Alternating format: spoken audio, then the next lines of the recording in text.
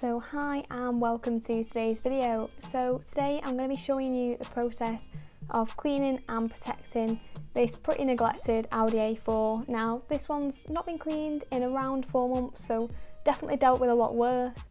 However, it does do a lot of miles in this car and it's acquired quite a lot of traffic film, and the wheels in particular are in a very bad way. So Squid Ink Detailing very kindly sent over some products for me to try. I've tried some of these products in the past and made a video on them, but they also have released 3 new products which I thought this car would be really perfect to demo on.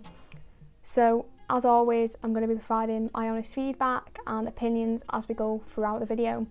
So the products that we've sent, we've got a wheel cleaner, we've got an iron fallout remover, I'm also going to be using an alkaline snow foam, a pH neutral pure shampoo, and Aquaphobe Wax, which is one of their PTFE infused waxes, and then also going to be trying the trim and tyre dressing as well while we're here.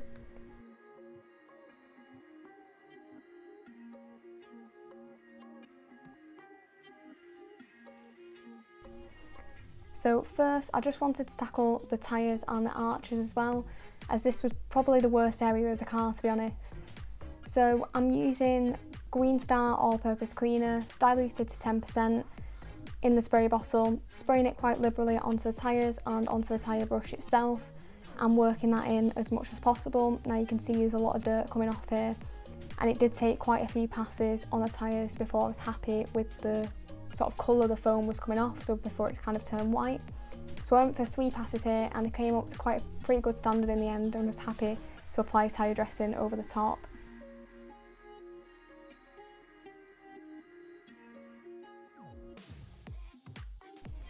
So the next step was to tackle the arches. Now this car is unfortunately blessed with carpeted wheel arches, which I'm really not a fan of cleaning. They're a bit of a nightmare, they attract a lot of dirt and there's a lot of straw and just general rubbish in these arches.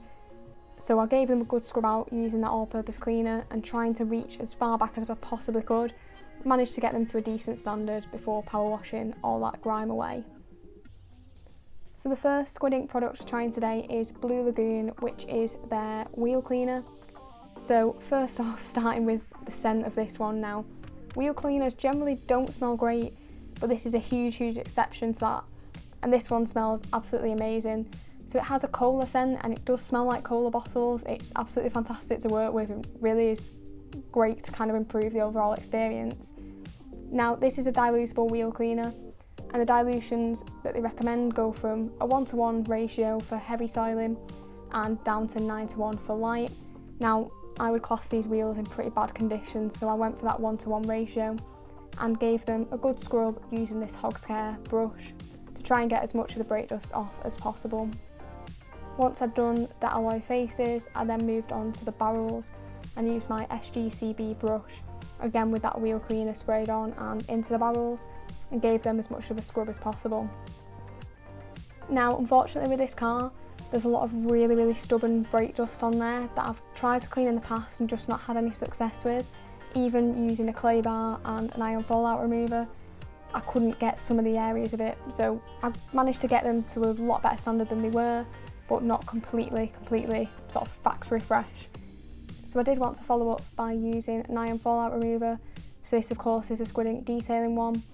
Left that to dwell for a few minutes and then worked it in again using the wheel cleaner and a Hog's Hair brush just to remove any of that stubborn iron fallout that was still on there. So you can see by the bleeding effect that there was still some contaminants left to remove, and this helped to improve the overall kind of brightness to the wheels. So once I'd finished with the wheels, I then moved on to the paintwork, and for this I'm using Alkafroth, which is one of the 2 snow foams in the range. Now when I tried Squid Ink products a while ago, so sort of towards the end of last year, they just had a pH neutral snow foam, which did a good job, but I'm always a big fan of alkaline ones, so I was really happy when they made this product and kindly sent it over. So this one is recommended at a 1:10 or 1:20 ratio in your lance, so I decided to go slap bang in the middle and went for a 1:15. As you can see, it's an incredibly thick snow foam, which gives it the benefit of having a very long dwell time.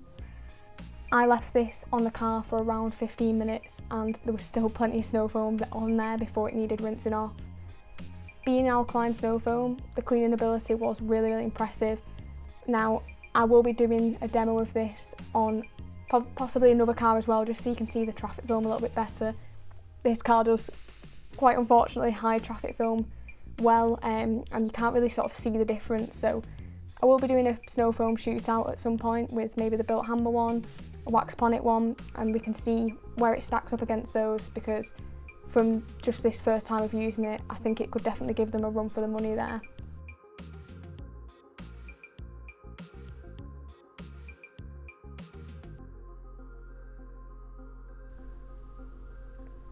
Again, like most of the products in this range, the scent is really nice.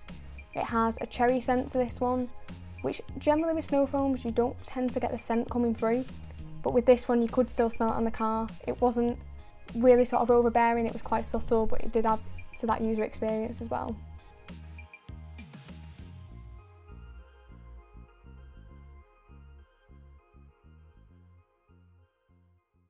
So now moving on to the contact wash, and for this I was using HG Pure, which is another of their new releases. So this is a Parma Violet scented shampoo, again smells fantastic, and they recommend a 2000:1 ratio for this. So I just chucked 10ml of it into my bucket, and you can see that there was a lot of suds going on here. This was another product that I was really, really glad that they released. They did have a sort of gloss enhancing shampoo, which aren't really my kind of cup of tea, so when they released a pure shampoo I was very, very excited to try it. Now this one you can see as well, the suds don't just look good in the bucket, but they translate really well to the paintwork, which isn't always the case for some shampoos. There was a definite good level of slickness there as well, so it wasn't all suds and no slickness. It felt really good on the paintwork, very safe to use. And also the stability of it was quite impressive, so I went over this entire car, and it's a reasonably large car, not the biggest of course, but there was a decent amount to cover here, and I never at any point had to foam up the shampoo in the bucket again, never had to dip the pressure washer back in. The stability of it was really, really fantastic. Again, the Parma Violet scent really did come through when you're actually washing the car, which doesn't always happen. Sometimes they just smell good in the bottle and not on the paint, but this one smelled good when you were using it as well.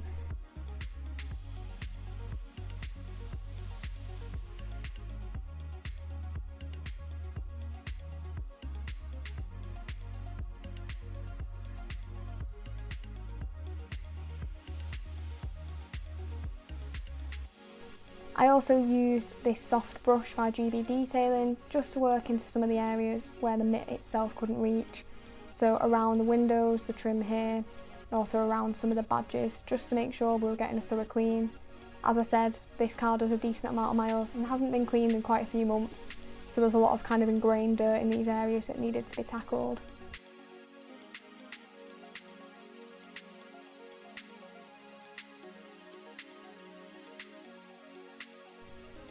So once I've done with the wash process, I rinse the shampoo away, and you can see here it rinses off very nicely, but there was absolutely no protection on the vehicle at this point, so it was definitely in need of a top up. So I dried off the car using just a twisted loop drying towel, primed it on the windows first, and then moved on to the paintwork. So you can see here that I generally prefer to kind of pat the car dry rather than to swipe the towel across the panels. Now, on a vehicle like this, where the paint's pretty knackered already, it's not going to make a huge amount of difference. But on corrected cars, I quite like to do it, as I generally think it's a less risky way of drying the car. So now moving on to the paint protection, and for this I'm using Aquaphobe, which is a PTFE infused wax. So as with that, you would expect pretty good water behaviour, and I'll show that in the clips at the end. I'll put in some of those water behaviour shots so you can see that in action. Now, what I want to talk about here is the actual application process. So again, common theme here, it has a really nice scent. So this one is Candy Floss, which is pretty unique and smells really good. People who are walking past were commenting quite a lot on how good it smelled, so I think that's definitely a testimony to that. Now, in terms of application, it's quite a hard wax, so you don't need a lot on your applicator to be able to cover a reasonable area, which makes it a pretty economical wax to use. In terms of cure time, I left this around 10 minutes on the car before I felt like it needed buffing off.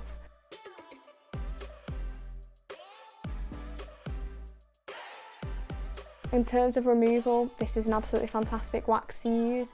It buffs off effortlessly, there's no sort of streaks, ghosting, no issues whatsoever. You're left with a very, very clean finish, and you don't have to use any kind of elbow grease here. One sort of swipe with the towel, it's basically gone. So a really enjoyable wax in terms of application. I, if I'm honest, have been put off by using waxes in the past because I've had some bad experiences with some that aren't that enjoyable to remove. And this is kind of one that reminds you that waxing is actually a really enjoyable process. You know, when you have an afternoon to spend making a car like this look a lot better, putting the effort into waxing, you get some really good water behaviour, and the overall experience of using it is quite enjoyable.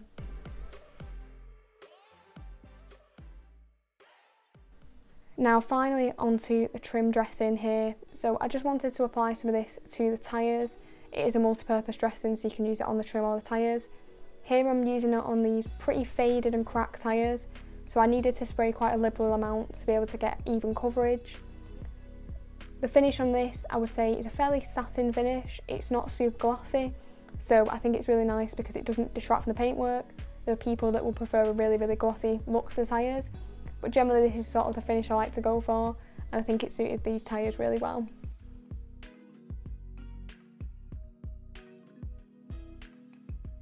So here is what the car looks like at the start, and here's what it looked like after a few hours of work on it. So I was really happy with how it turned out in the end.